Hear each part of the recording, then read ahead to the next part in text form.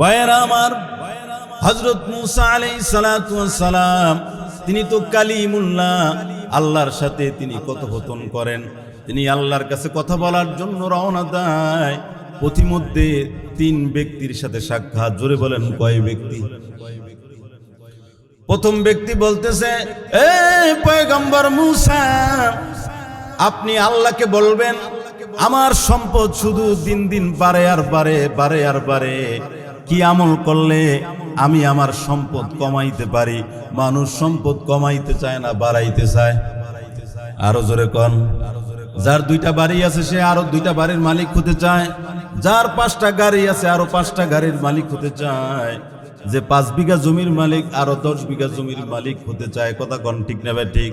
নবীজি বলেন আদম সন্তানের চোখ কবরের মাটি ছাড়া ভরবে না। কথা কোন ঠিক না ঠিক?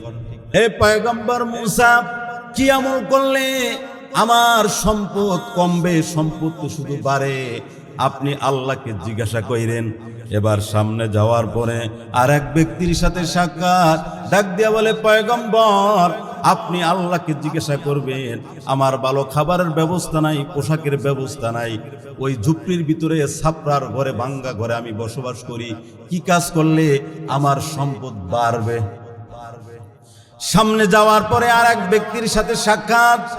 ডাক দিয়া বলতেছে, পয়গম্বর, এ পয়গম্বর মূসা, আপনি আল্লাহকে জিজ্ঞাসা করেন আমার তো হাত নাই, পাও নাই, শুধুমাত্র বডিটা পড়ে আছে, মানুষ বোঝা যায় না, অঙ্গ প্রত্যঙ্গ কিছুই নাই।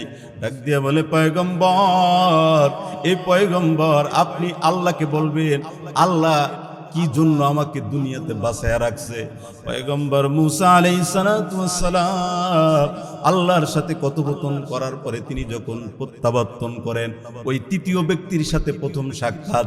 যেই লোকের হাত নাই, পাও নাই, অঙ্গ প্রত্যঙ্গ নাই, মানুষ বোঝা যায় না। মূসা আলাইহিস সালাতু ওয়াস সালাম ডাক দিয়ে বলে, এলে আল্লাহর বান্দা, এ আল্লাহর বান্দা, আল্লাহ পাক রব্বুল আলামিন তোমাকে বলছে জাহান্নামের একটা ছিদ্র বাকি আছে, তোমাকে দিয়া সেই ছিদ্রটা বন্ধ করবে। লোকটা বলতেছে আলহামদুলিল্লাহ।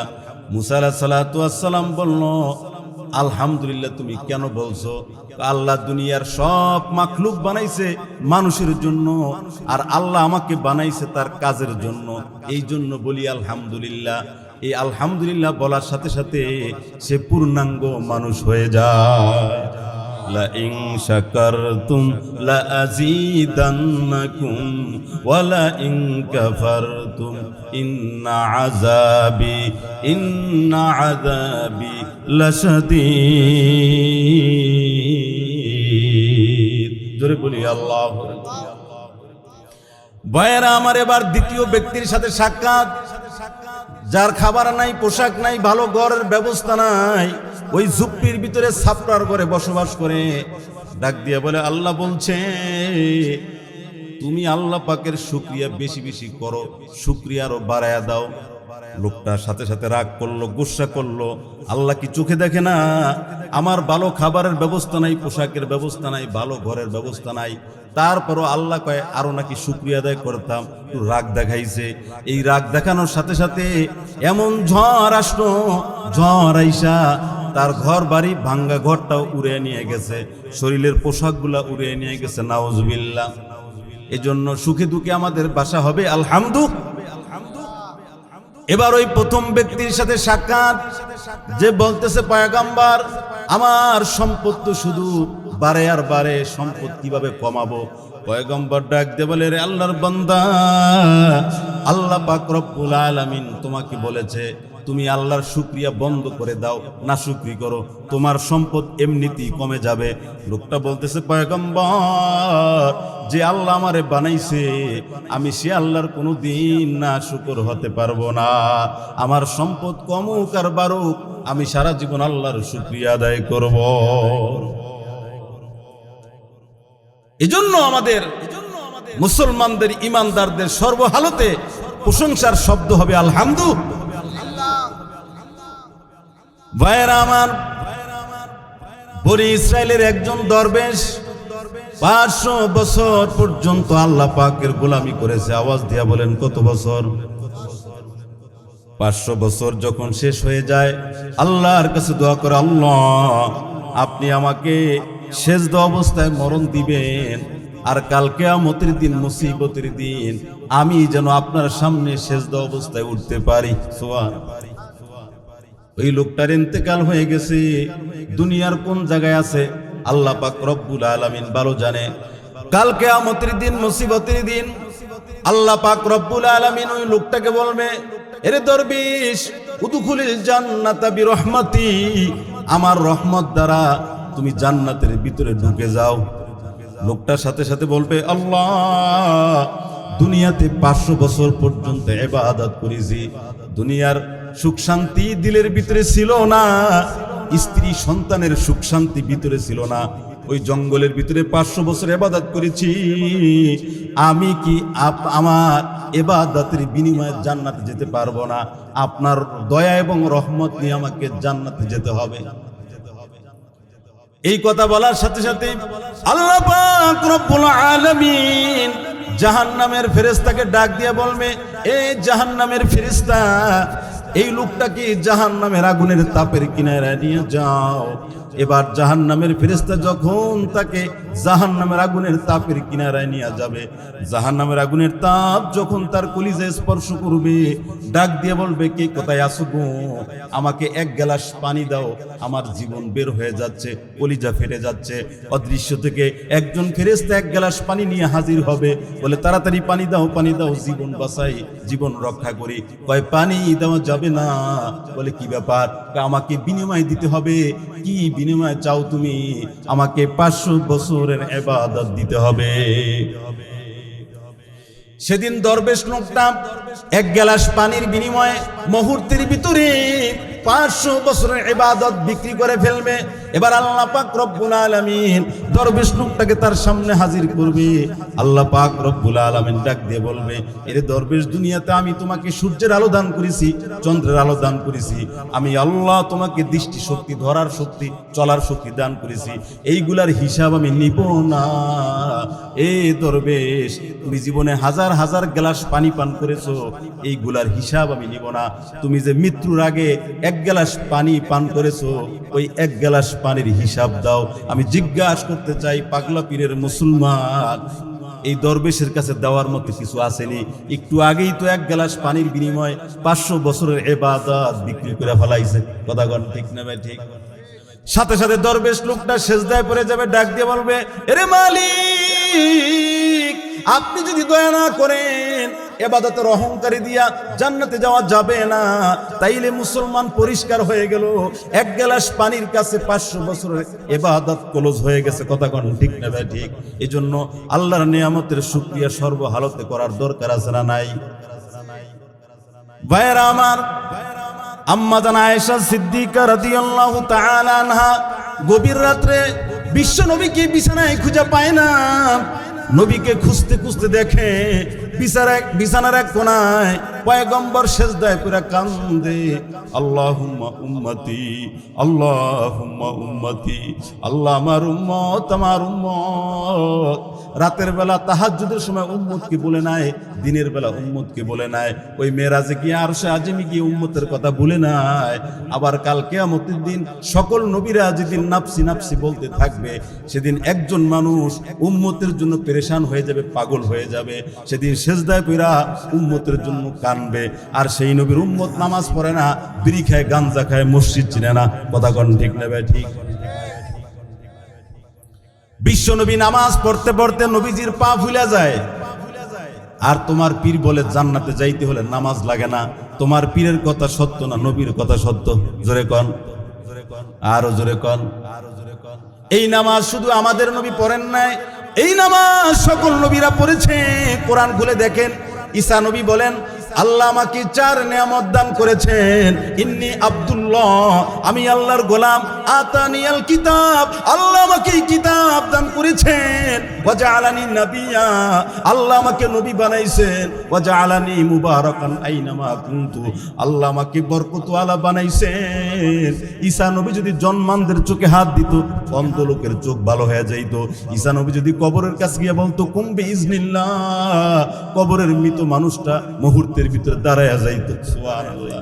ঈসা নবী বলেন, আল্লাহ আমাকে 4 নিয়ামত দান করেছেন, এরপরে আল্লাহ আমাকে 2টা আদেশ করেছেন, ওয়া আউসানি বিসসালাতি ওয়াজ যাকাতি মা দুমতু হাইয়া।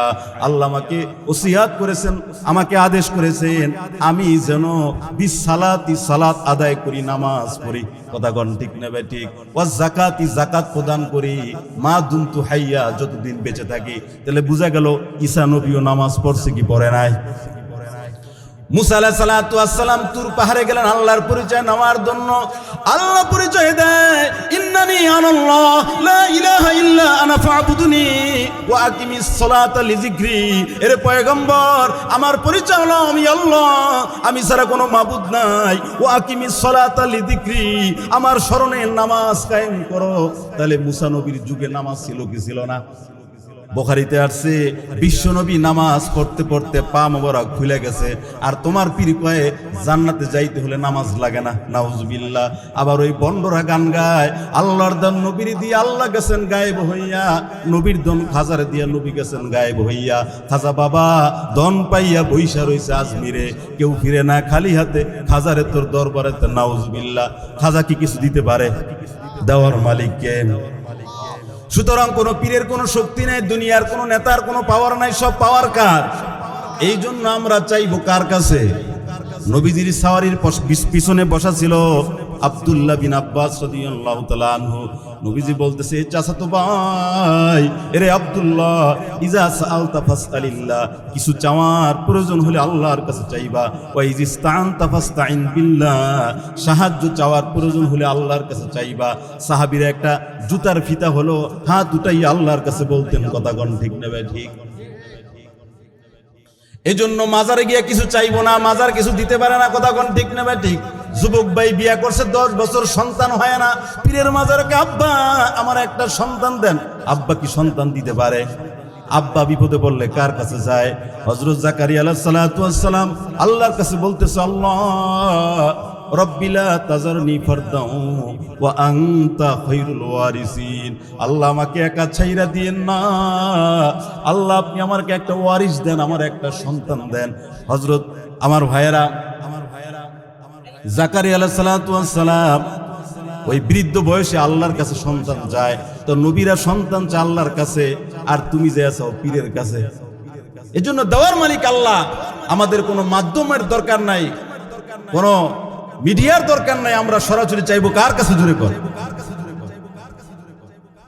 আপনারা ইদানিং মিডিয়ায় দেখছেন বাউল শিল্পী আবুল সরকার, সে আল্লাহকে নিয়ে এত বাজে কটূক্তি করেছে, যেটা এখানে ভাষায় বলাও কিনা সম্ভব না। তার বিরুদ্ধে মামলা হয়ে গেছে, তাকে গ্রেফতার করা হয়েছে। এখন পুরো বাংলাদেশ গরম, মিডিয়া গরম। বাউল শিল্পী আবুল সরকারকে গ্রেফতার করা হয়েছে। বাংলাদেশে মুসলমান স্বৈরাচারকে যেভাবে আমরা বিদায় করেছি, বাংলাদেশে আরেকটা আন্দোলন হবে। এই মদের আড্ডাখানা, গাঞ্জার আড্ডাখানা, শিরিকের আড্ডাখানা, এই বন্ডপীরদেরকে উৎখাত করতে হবে, কথা কোন ঠিক না বেটি? কারণ বেঈমানকে মানুষ চিনে, এটা বেঈমান, তার থেকে দূরে থাকবে। ইমানদারের পরিচয় দিয়া এরপরে মানুষকে মুশরিক বানায়, এদেরকে চিনা মুশকিল, কথা কোন ঠিক না বেটি? ভাইয়েরা আমার, আম্মা জান আয়েশা বলে, ইয়া রাসূলুল্লাহ, আপনার জীবনে কোনো গুনাহ নাই, আপনার জীবনে গুনাহ নামক কোনো অধ্যায় নাই, তারপরও আপনি কেন সারা রাত্র কান্দেন? নবীজি বলে, এরে আয়েশা, আফালা আকুনা আবদান শাকুরা, আমি কি আল্লাহর শুকরগুজার বান্দা হব না? ভাইয়েরা আমার, হযরত সুলাইমান আলাইহিস সালাতু ওয়াস সালাম, আল্লাহ পাক রব্বুল আলামিন তাকে সারা দুনিয়ার বাদশা বানাইছেন, শুধুমাত্র মানুষের বাদশাহী দান করেন নাই, আল্লাহ জিনদের বাদশাহী দান করেছেন। তিনি পাখির সাথে কথা বলতেন, পিপিলিকার ভাষাও তিনি বুঝতেন, বাতাস তার আনুগত্যশীল ছিল, তার বিশাল সিংহাসন নিয়ে তিনি বাতাসের ভিতরে পৃথিবীর এক প্রান্ত থেকে আর এক প্রান্ত সফর করত। বাসুলাইমা দাদে মুলকু সরওয়ারি শুধু মাতে খাতা মাসদাও অপরি। হযরত সুলাইমান আলাইহিস সালামের সিংহাসনটা ছিল 27 মাইল দীর্ঘ প্রস্থ। জোরে বলেন কত মাইল? 27 মাইল। ডান দিকে 300 মানুষ মন্ত্রী, বাম দিকে 300 জিন মন্ত্রী, তার পরিবার বর্গ সহ বিভিন্ন জীবজন্তু সহ এই বিশাল সিংহাসন নিয়ে তিনি বাতাসের মাধ্যমে, বাতাসের সাহায্যে পৃথিবীর এক প্রান্ত থেকে আর এক প্রান্ত সফর করত। একদিন বিকালবেলা আসরের নামাজের সময় তার বিশাল ঘোড়ার পালগুলা, সুন্দর সুন্দর ঘোড়াগুলা তিনি প্রদর্শন করতেছেন। এই ঘোড়াগুলা দেখতে দেখতে আসরের নামাজ কাজা হয়ে গেছে। সুলাইমান আলাইহিস সালাম রাগ কইরা ঘোড়ার পাগুলা কাটা শুরু করছে। আল্লাহ ডাক দেখে, সুলাইমান, এ সুলাইমান, তোমার ভিতরে আমি আল্লাহর মহব্বত আর ভালোবাসা, নামাজ কাজা হয়ে গেছে বিদায় ঘোড়ার পাগুলা কাটা শুরু করছো। এ সুলাইমান, আজ থেকে তোমার ঘোড়ায় চড়া লাগবে না, আমি বাতাসকে তোমার আনুগত্যশীল বানিয়ে দিয়েছি। তুমি বাতাসের মাধ্যমে তোমার এই বিশাল সিংহাসন নিয়ে পৃথিবীর এক প্রান্ত থেকে আর এক প্রান্ত সফর করবে। সুবহানাল্লাহ। বাসুলাইমা দাদে বুলকু সরওয়ারি শুধু মাতে খাতামশদাও অপরি। সেই সুলাইমান আলাইহিস সালাম, আমার ভাইরা, সূরা নমল খুলে দেখেন, পিপিলিকার সূরা নমল খুলে দেখেন, আল্লাহর কাছে দোয়া করেছেন, রব্বি আউজি'নি আন আশকুরা নি'মাতাকাল্লাতী আন'আমতা আলাইয়া ওয়া আলা ওয়ালিদাই। রব্বি আউজি'নি আই অফিকনি, আল্লাহ আমাকে তৌফিক দেন, আন আশকুরা নি'মাতাক, আমি যেন সারা জীবন আপনার নেয়ামতের শুকরিয়া আদায় করতে পারি। তাম পৃথিবীর বাদশাহ হওয়া সত্ত্বেও আল্লাহর কাছে দোয়া করে, আল্লাহ আমি যেন সারা জীবন আপনার শুকরিয়া আদায় করতে পারি। এ মেম্বার, ক্ষমতা তোমাকে আল্লাহ দিয়েছে। এ চেয়ারম্যান, ক্ষমতা তোমাকে আল্লাহ দিয়েছে। এর এমপি মন্ত্রী, ক্ষমতা তোমাকে আল্লাহ দিয়েছে। ক্ষমতা পাইয়া ক্ষমতার অপব্যবহার করা যাবে না, দুর্নীতি করা যাবে না, লুটপাট করা যাবে না, মানুষের উপরে জুলুম করা যাবে না, বরং শুকরিয়া আদায় করতে হবে সুলাইমান নবীর মতো। রব্বি আউজিনি আন আশকুরা নি'মাতাক, আল্লাহ আপনি আমাকে তৌফিক দেন, আমি যেন সারা জীবন আপনার নিয়ামতের শুকরিয়া আদায় করতে পারি। হযরত লোকমানে হাকিমকে আল্লাহ পাক আদেশ করলেন, ওয়ালাকাদ আতাইনা লুকমানাল হিকমাতা আনিশকুর লিল্লাহ ওয়া মান ইয়াশকুর ফাইন্নামা ইয়াশকুরু লিনাফসি ওয়া মান কাফারা ফাইন্নাল্লাহা গনিয়্যুন হামিদ। জোরে বলি আল্লাহ। আল্লাহকে ওয়ালাকাদ আতাইনা লুকমানাল হিকমা, আমি আল্লাহ লুকমানকে হিকমত দান করেছি, আমি আল্লাহ প্রজ্ঞা দান করেছি। আনিশকুরু লিল্লাহ, এরে লুকমান তুমি আমার শুকরিয়া আদায় করো। ওয়া ইয়াশকুরু ফাইন্নামা ইয়াশকুরু লিনাফসি, যে আল্লাহর শুকরিয়া আদায় করলো সে তো নিজের লাভের জন্যই করলো।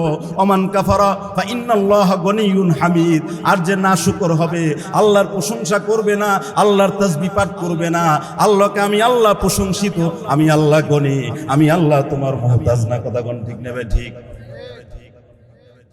ভাইয়েরা আমার, হযরত মুআজ রাদিয়াল্লাহু তাআলা আনহু, নবীজি বলেন, এরে মুআজ, হযরত মুআজ বলেন, রাসূল আমার হাতটা ধইরা বলে, সুবহানাল্লাহ, নবীজি আমার হাত ধরে বলে, এরে মুআজ, ওয়াল্লাহি ইন্নী লা উহিব্বুকা, আল্লাহর কসম মুআজ আমি তোমাকে ভালোবাসি। এরপর রাসূল বলতেছে, এ মুআজ, আমি তোমাকে তোমাকে ওসিয়ত করতেছি, লা তাদআন্না দুবুরি কুল্লি সালাতিন, প্রত্যেক নামাজের পরে তুমি ছেড়ে দিবা না, আল্লাহুম্মা আইন্নি আলা যিকরিকা ওয়া শুকরিকা ওয়া হুসনি ইবাদাতিক, এই দোয়াটা কোন নামাজের পরে তুমি ছাড়বা না। 5 ওয়াক্ত নামাজের পরে এই দোয়াটা পড়বা। বলেন, আল্লাহুম্মা আইন্নি আলা যিকরিকা ওয়া শুকরিকা ওয়া হুসনি ইবাদাতিক। অর্থ কি? হে আল্লাহ, আপনি আমাকে সাহায্য করেন, আমি যেন সর্বদা আল্লাহ পাকের আপনার জিকির করতে পারি, অশুকরিকা আপনার শুকরিয়া আদায় করতে পারি, অহুসনি ইবাদাতিক, এবং আপনার ভালো ভালো ইবাদতগুলো আমি করতে পারি। সুবহানাল্লাহ। ভাইয়েরা আমার, রাসূল বলেন, 4 নিয়ামত যাকে দেওয়া হয়েছে, দুনিয়া আখিরাতের সব কল্যাণ তাকে দেওয়া হয়েছে। 1 নম্বর কলবান শাকিরা, এমন কলব যেই কলব সর্বদা আল্লাহ পাকের শুকরিয়া আদায় করে। আর 2 নম্বর ওয়া লিসানান যাকিরা, এমন জিহ্বা যেই জিহ্বা সর্বদা আল্লাহ পাকের জিকির করে। আল্লাহ পাক রব্বুল আলামিন কোরআনে হাকিমে বলেন, ইয়া আইয়ুহাল্লাযীনা আমানু যকুরুল্লাহা যিকরান কাসীরা ওয়াসাব্বিহুহু বুকরাতাও ওয়া আসীলা। জোরে বলি আল্লাহু আকবার। আল্লাহ পাক ডাক দিয়ে বলে, এই মুমিনের দল, আমানু যিকুরুল্লাহা যিকরান কাসীরা, আমি আল্লাহর জিকির বেশি বেশি করো। কোরআনে আল্লাহ নামাজ পড়তে বলছেন কিন্তু কাসীরান শব্দ উল্লেখ করেন নাই। আল্লাহ রোজা রাখতে বলছেন, কাসীরান শব্দ উল্লেখ করেন নাই। আল্লাহ হজ করতে বলছেন, কাসীরান শব্দ উল্লেখ করেন নাই। আল্লাহ যাকাত দিতে বলছেন, কাসীরান শব্দ উল্লেখ করেন নাই, বেশির কথা বলেন নাই। আল্লাহ জিকিরের ব্যাপারে বলছেন, হে ঈমানদারের দল, আমি আল্লাহর জিকির বেশি বেশি করো। এবার 5 বার করব না 10 বার করব, আল্লাহ কোনো সংখ্যা উল্লেখ করেন নাই। আল্লাহ বলে কাসীর কাসীর, তোমার যতবার মনে চায় আমি আল্লাহকে ডাকতে থাকো। ভাইয়েরা আমার, জিকিরের 4টা লাভ আমি আপনাদের সামনে সংক্ষিপ্ত আকারে বলছি। 1 নম্বর, জিকিরের দ্বারা এই জবান পবিত্র হয়। আমি আপনি পবিত্র জবান নিয়ে দুনিয়াতে এসেছি। এই জিহ্বা দিয়া, এই জবান দিয়া মিথ্যা কথা বলে, হারাম খেয়ে ঝগড়া বিবাদ করে এই পবিত্র জবানটাকে নাপাক করেছি। পয়গম্বর বলেন, এই অপবিত্র জবানটাকে পবিত্র করার মেডিসিন হলো লা ইলাহা ইল্লাল্লাহ। 2 নম্বর, জিকিরের দ্বারা কলব পরিষ্কার হয়। জোরে কোন, কি পরিষ্কার হয়? আরো জোরে কোন।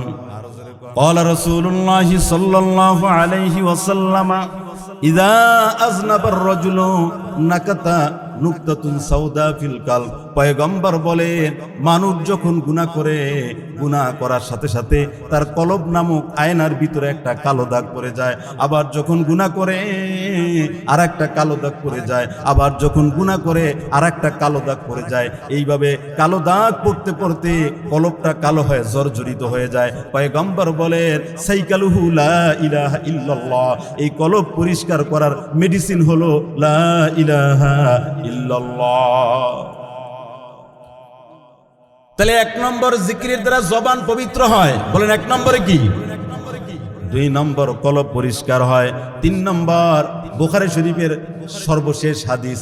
বুখারী শরীফে 7000 হাদিস, সর্বশেষ যেই হাদিস দ্বারা ইমাম বুখারী রহমাতুল্লাহ আলাইহি বুখারী শরীফ সমাপ্ত করেছেন, কালিমাতানে হাবিবাতানে ইলার রহমান খফিফাতানে আলাল লিসান সুকিলাতানে ফিল মিজান সুবহানাল্লাহি ওয়া বিহামদিহি সুবহানাল্লাহিল আযীম। 2টা কালিমা এমন রয়েছে যেই 2টা কালিমা আল্লাহর কাছে অনেক প্রিয়, মুখে উচ্চারণ করা অনেক সহজ, মিজানের পাল্লায় অনেক ভারী। সেই 2টা কালিমা হচ্ছে সুবহানাল্লাহি ওয়া বিহামদিহি সুবহানাল্লাহিল আযীম। তাহলে বোঝা গেল জিকিরের 3 নম্বর লাভ, জিকিরের দ্বারা মিজানের পাল্লা ভারী হয়। জিকিরের 4 নম্বর লাভ, যারা দুনিয়াতে বেশি বেশি জিকির করবে, আল্লাহ পাক রব্বুল আলামিন কাল কিয়ামতের দিন ওই জাকিরিন শাকিরিন বান্দার হাতে জান্নাতের 8টা চাবি দিয়ে বলবে, রে বান্দা, যেই দরজা দিয়ে মনে চায় তুমি আমি আল্লাহর তৈরি জান্নাতের ভিতরে ঢুকে যাও। আযিকির বান্দা ওয়ালিউল্লাহ শাওয়াত, আযিকির বান্দা হাবিবুল্লাহ শাওয়াত। আল্লাহ আল্লাহ গিরগে জুমলা আম্বিয়া, আল্লাহ আল্লাহ গিরগে জুমলা আউলিয়া। জিকির করি লা ইলাহা ইল্লাল্লাহ।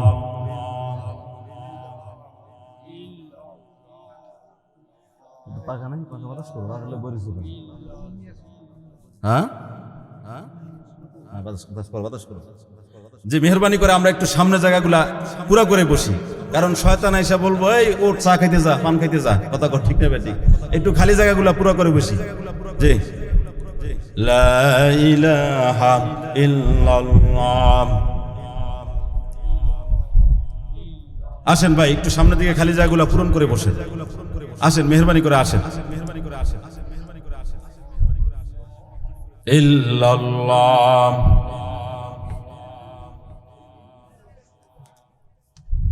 যে এক হাত সামনে আগাবে আল্লাহর রহমত তার দিকে 2 হাত যাবে, আর যে এক বিগত আগাবে আল্লাহর রহমত তার দিকে 1 হাত আগাবে। সুবহানাল্লাহ। আসেন একটু কষ্ট করে সামনের দিকে আসেন। লা ইলাহা ইল্লাল্লাহ।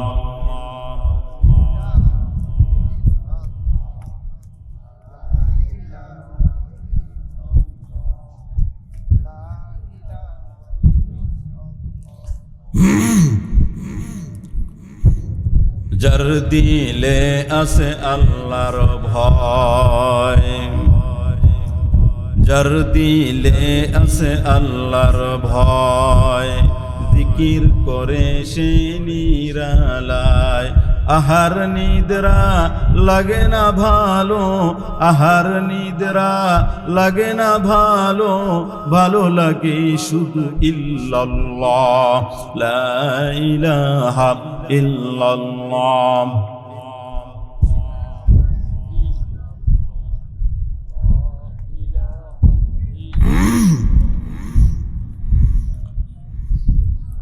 লা ইলাহা ইল্লাল্লাহ মুহাম্মাদুর রাসূলুল্লাহ। আমার ভাইয়েরা, আমি বলতেছিলাম রাসূল বলেন 4 গুণ যারা অর্জন করলো দুনিয়া আখিরাতের সকল কল্যাণ সে লাভ করলো। 1 নম্বর কলবান শাকির, এমন কলব যেই কলব সর্বদা আল্লাহ পাকের শুকরিয়া আদায় করে। আর 2 নম্বর ওয়া লিসানান যাকির, এমন জিহ্বা যেই জিহ্বা সর্বদা আল্লাহ পাকের জিকির করে। ভাইরা আমার, জিকিরের আমল আল্লাহ পাকের কাছে এত প্রিয়, এত প্রিয়। এই জন্য আল্লাহ জিকিরের জন্য কোনো শর্ত করেন নাই। তুমি নামাজ পড়বা এটার জন্য শর্ত রয়েছে, তুমি যাকাত দিবা এটার জন্য শর্ত রয়েছে, তুমি রোজা রাখবা এটার জন্য শর্ত রয়েছে। তুমি নামাজ পড়বা তো ওযু করো, গোসল ফরজ তো গোসল করো। মহিলা তুমি মাসিক অবস্থায় আছো, নামাজ পড়তে পারবা না, নামাজ পড়ো তো আজান দাও, একামত দাও। নামাজ পড়বা তো কিবলামুখী হও। কথা কোন ঠিক নেবে ঠিক? তুমি রোজা রাখবা তো চাঁদ দেখে রোজা রাখো, চাঁদ দেখে রোজা ছাড়ো। কথা কোন ঠিক নেবে ঠিক? এইভাবে আল্লাহ সকল ইবাদতের জন্য শর্ত করেছেন। কিন্তু জিকির এমন একটা আমল আল্লাহ এটার জন্য কোনো শর্ত করেন নাই। তোমার ওযু নাই জিকির করো, গোসল ফরজ জিকির করো। মহিলা মাসিক অবস্থায় আছো, নামাজ পড়তে পারবা না, আমি আল্লাহর জিকির করো। এই জিকিরের জন্য ওযু লাগে না, এই জিকিরের জন্য গোসল লাগে না, এই জিকিরের সাথে চাঁদের কোনো সম্পর্ক নাই, সূর্যের কোনো সম্পর্ক নাই। এই জিকিরের জন্য আমার ভাইয়েরা কিবলামুখী হওয়া লাগে না, আজান লাগে না, একামত লাগে না। বান্দা তুমি যখন যে অবস্থায় আছো ওই অবস্থা আমি আল্লাহকে ডাকতে থাকো। পিছনে পিছনে কথা বলছি, সামনে না পিছনে। ভাইয়েরা আমার, এর জন্য রাসূল সাল্লাল্লাহু আলাইহি ওয়াসাল্লাম বলেছেন, মান ক্বালা লা ইলাহা ইল্লাল্লাহ মুখলিসান দাখালাল জান্নাহ। জীবনে যে ইখলাসের সাথে, একনিষ্ঠতার সাথে লা ইলাহা ইল্লাল্লাহ একবার পড়বে, আল্লাহকে বিশ্বাস করে, সে যত বড় নাফরমান হোক, কাল কিয়ামতের দিন আল্লাহর জান্নাত তার জন্য বরাদ্দ হয়ে যাবে। এই জিকির আসমানও করে, জমিনও করে, চাঁদও করে, সূর্য করে। এই জিকির পশু পাখি করে, কীট পতঙ্গ করে, পাহাড়ও করে, পাথরও করে, গর্তের পিপিলিকাও করে। আমার ভাইরা, যেই জিকির কেউ ছাড়ে না সেই জিকির তোমরা করতে চাও না। আল্লাহ বলেন, ওয়া ইম মিন শাইইন ইল্লা ইউসাব্বিহু বিহামদি ওয়ালাকিন লা তাফকাহুনা তাসবিহাহুম। জোরে বলি আল্লাহু আকবার। ভাইরা আমার, এজন্য আল্লাহ পাক রব্বুল আলামিন অন্য ইবাদতের ক্ষেত্রে আকৃতি দান করেছেন। এটার একটা জিসিম আছে, আকৃতি আছে। আস্তে আস্তে আস্তে আস্তে। এটার একটা আকৃতি আছে। বসো, প্রয়োজন হলে আমি বলবো। বসো। এটার একটা আকৃতি আছে। আপনি নামাজ পড়বেন, দেখা যায় আপনি হাত বাঁধবেন, রুকুতে গেলেন, সেজদায় গেলেন, দেখা যায় কি যায় না? আপনি রোজা রাখছেন, ইফতার করেন, সাহারি করেন, দেখা যায় কি যায় না? আপনি হজে গেলেন, কাবাঘর তওয়াফ করলেন, সাফা মারওয়া সাই করলেন, রাসূলের রওজা জিয়ারত করলেন, দেখা যায় কি যায় না? আপনি জাকাতের টাকা গরিবের হাতে দিলেন, দেখা যায় কি যায় না? কিন্তু জিকির এমন একটা আমল, এটা দেখা যায় না। আপনার মুখ বন্ধ আছে, বাথরুমে আছেন, মুখ দিয়ে উচ্চারণ করা যায় না, কিন্তু দিলে দিলে আল্লাহকে ডাকা যায়। এই আল্লাহকে ডাকার দ্বারা আল্লাহর সাথে বান্দার সাথে গোপন একটা যোগসূত্র তৈরি হয়, গোপন একটা সম্পর্ক তৈরি হয়। আর এই গোপন সম্পর্কের কারণে বান্দা আল্লাহওয়ালা হয়। আলা ইন্না আউলিয়া আল্লাহি লা খাউফুন আলাইহিম ওয়ালা হুম ইয়াহজানুন। আল্লাহ বলেন, বান্দা তুমি যদি আমার জিকির বেশি বেশি করো, তুমি আমার ওলি হবা, তুমি আমার বন্ধু হবা। তুমি যদি আমার বন্ধু হতে পারো,